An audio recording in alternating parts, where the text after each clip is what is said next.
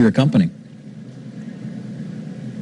Yeah, David, first of all, thanks for having me. And I'm actually really proud of what our team's accomplished. If you look at what we discussed yesterday and what we announced, we had demand growth returning to positive. The last 3 quarters, we went from -10 to -5 to +1, with every customer segment improving: enterprise, commercial, service provider, public sector. Public sector grew 10%.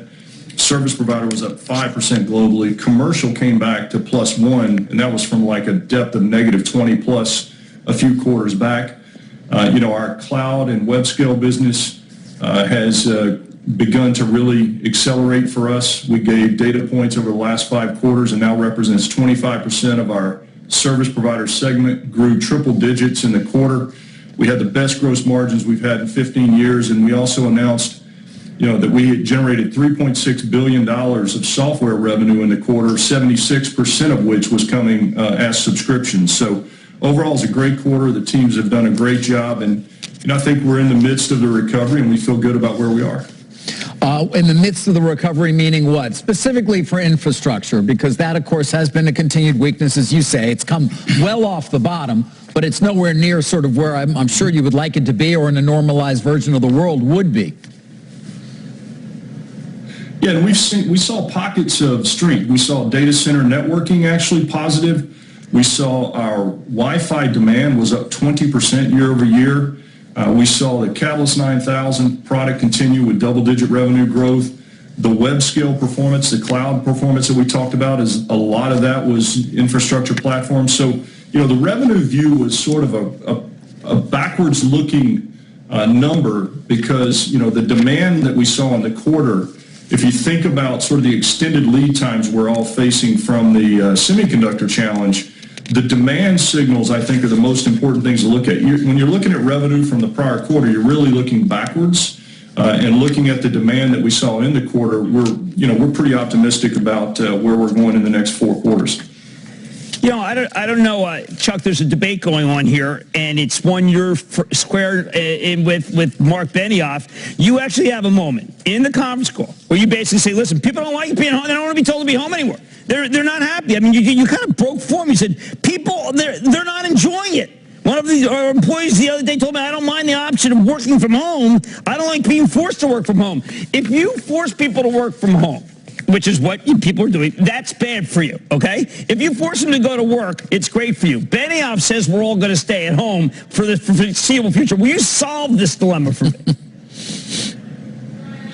First off, Jim, happy birthday. Congrats on getting your second shot. I look forward to when we can all experience that. So, look, I think that the issue is that it's going to be a hybrid world, right? I mean, that's just the bottom line. And we could have announced 5 years ago that we were going to allow employees to work from home because we've always allowed employees to work from home. And so I think the issue is you have workers who are going to go back several days a week, workers who are going to work from home a couple of days a week, and vice versa. Most are going to be in that mode. And the real question is, what does that do to your real estate footprint? I don't think we know the answer to that yet, because if you're an employee going back to the office, are you going to be comfortable going into a shared space where someone else was sitting the day before? Are you going to trust that it's been sanitized? Are you going to worry? Are you going to be okay with that? We don't know the answer yet. And so I think that, look, I know I've been back in the office some, and we've been preparing for earnings, and candidly, it's therapeutic. And I think that people need both, right? And that was the comment that our employee made. I'm sure that employee is appreciating their fame these couple of days. I saw Carl retweeted or tweeted that yesterday.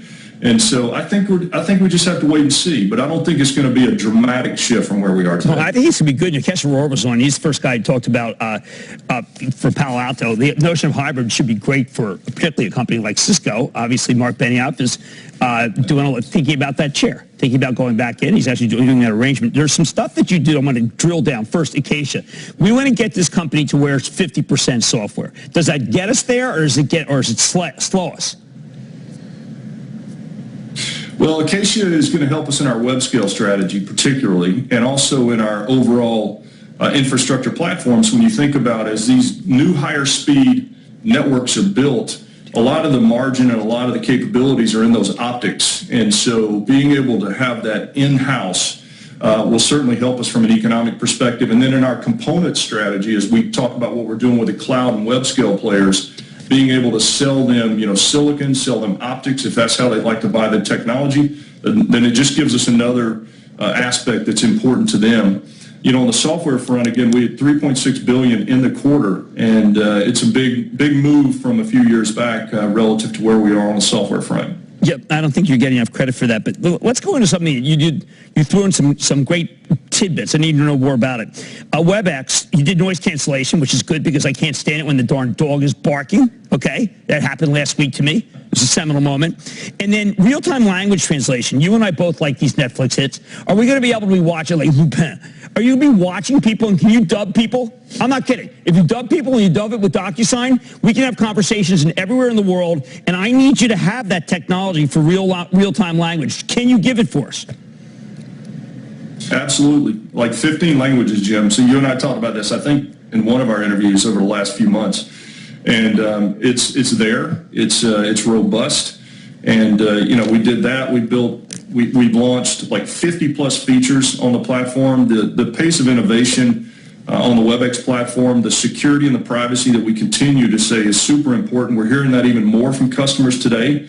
I know it's been it hasn't been brought up in about a year, but we're hearing customers again come back to the fact that security and privacy are so important.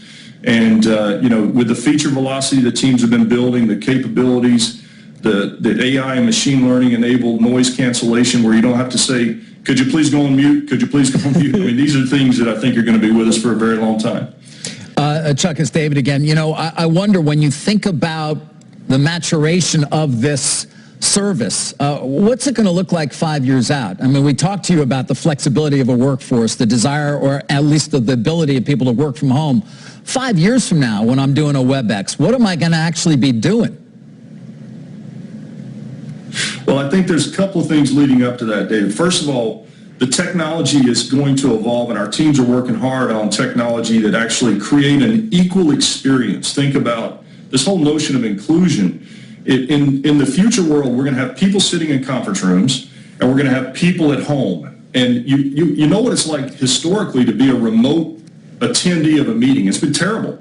And so we're working hard on technology that gives the same experience to both, which is the first thing. And then over time, I think you're going to see real 3D experiences. You're going to be virtually in the room, and there's a lot of work that our teams are doing right now to build that next generation technology. And I think that's what you'll experience in a few years.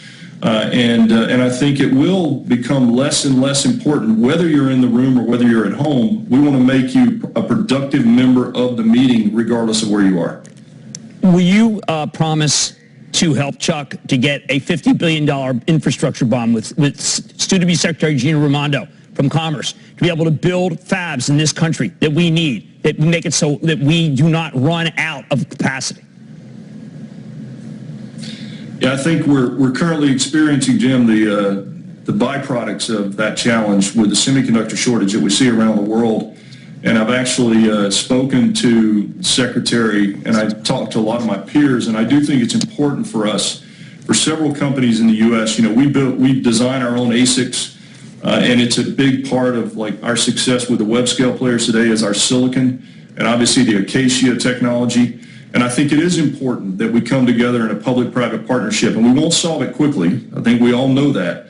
But we need to start, we need to come together, and we need to create fab capacity in the United States for our future, and I think that's super important.